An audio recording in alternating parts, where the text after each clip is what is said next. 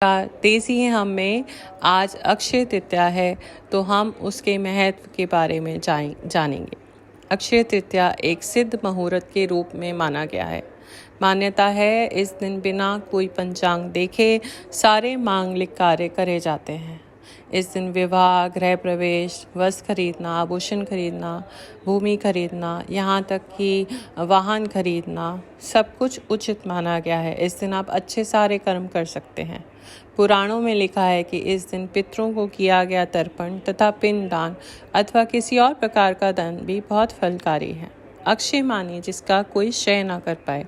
इस दिन गंगा स्नान करा जाता है और अगर कोई गंगा स्नान नहीं कर पाता तो घर में आप जिस पानी से नहाते हैं उसमें गंगा जल डाल के आप नहा सकते हैं। इस दिन किया गया जब तब हवन बहुत ही लाभकारी होता है, दान बहुत ही लाभकारी होता है।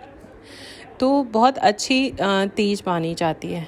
यह भी मानना है कि आज के दिन मनुष्य अपने स्वजनों द्वारा किए गए जाने अनजाने अपराधों की सच्चे मन से ईश्वर से क्षमा प्रार्थना करे तो भगवान उसके अपराधों को क्षमा कर देते हैं, उसके सद्गुण प्रदान करते हैं। अतः आज के दिन अपने दुर्गुणों को भगवानों के चरणों में सदा के लिए अर्पित कर उनसे सद्गुणों का वरदान मांगने की भी परंपरा है।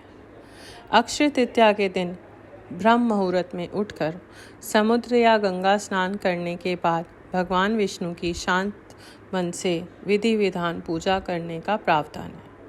नैवेद्य में आपके घर जो भी हो आप वो नैवेद्य चढ़ा सकते हैं, नहीं तो जौ, गेहूँ, सत्तू, ककड़ी, चने की दाल अर्पित की जाती है। तत्पश्चात फल फूल, बर्तन तथा वस्त्र आदि दान करने का ब्राह्मणों को दक्षिणा दी जाती है। ब्राह्मणों को भोजन करवाया जाता है। मान्यता है कि इस दिन सत्तू हमें खाना चाहिए।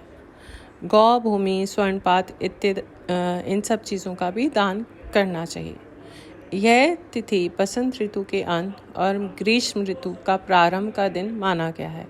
इस दिन जल से भरे घड़े, कुल्हड़, सकोरे, पंखे, खड़ाऊँ, छाता, चावल, नमक, घी, खरबूजा, ककड़ी, चीनी, साग, इमली, सत्तू आदि गर्मी में लाभकारी वस्तुओं का दान पुण्यकारी माना गया है। इस दिन जो भी आप दान करते हैं वह आपको स्वर्ग में या अगले जन्म में प्राप्त होता है। ऐसी भी मान्यता है कि अक्षय तृतीया पर आप अपने अच्छे आचरण और सद्गुणों से दूसरों का आशीर्वाद लेना अक्षय रहता है। भगवान विष्णु, माता लक्ष्मी की पूजा विशेष मानी गई है। तो अक्षय तृतीया बहुत ही लाभकारी है। भगवान विष्णु ने नर नारायण, हयग्रीव और परशुराम जी का अवतरण भी इसी दिन हुआ था, इसी तिथि को। ब्रह्मा जी के पुत्र अक्षय कुमार का आविर्भाव भी इसी दिन हुआ। इस दिन बद्रीनाथ जी की प्रतिमा स्थापित कर पूजा की जाती है और लक्ष्मी नारायण जी के दर्शन किए जाते हैं। प्रसिद्ध तीर्थस्थल बद्रीनाथ के कपाट भी आज खुलते हैं। वृंदावन स्थित बांके बिहारी जी के मंदिर में केवल अक्षय तृतीया के दिन ही चरण दर्शन होते हैं, अन्यथा पूरे साल वह वस्त्र से ढके रहते हैं। इस दिन महाभारत का युद्ध समाप्त हुआ था और द्वापर युग का समापन भी इस दिन हुआ। ऐसी मान्यता है कि इस दिन प्रारंभ किए गए कार्य अथवा इस दिन किए गए दान का कभी भी क्षय नहीं होता। मदन रतन के अनुसार यह आपको जो भी कार्य होते हैं इस दिन वे फायदा करते हैं। अक्षय तृतीया की जो प्रचलित कथा है मैं आपको सुना चुकी हूँ, पर इसमें मैं आपको दोबारा सुनाती हूँ। अक्षय तृतीया की अनेक व्रत कथाओं में सबसे प्रचलित कथा थी धर्मदास की। धर्मदास नामक वैश्य था। उसकी सदाचार, देव और ब्राह्मणों के प्रति काफ़ी श्रद्धा थी।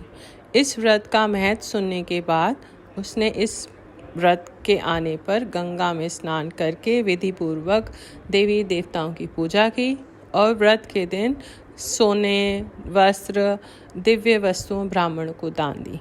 अनेक रोगों से ग्रस्त तथा वृद्ध होने के बावजूद भी उसने अपना उपवास कभी नहीं छोड़ा।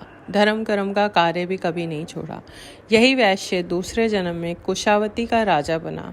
कहते हैं कि अक्षय तृतीया के दिन किया गया दान व पूजन के कारण वह बहुत ही धनी प्रतापी बना। वह इतना धन और प्रतापी बना कि त्रिदेव तक उसके दरबार में अक्षय तृतीया के दिन ब्राह्मण का वेश धारण करके उसके महायज्ञ में शामिल होते थे। अपनी श्रद्धा और भक्ति का उसे कभी घमंड नहीं हुआ।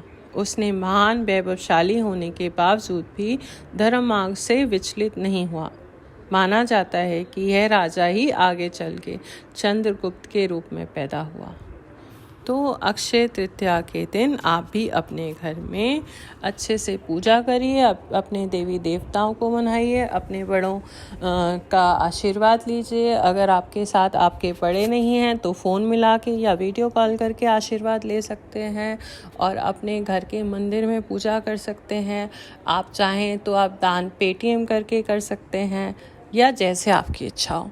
तो बोलो लक्ष्मी नारायण भगवान की जय।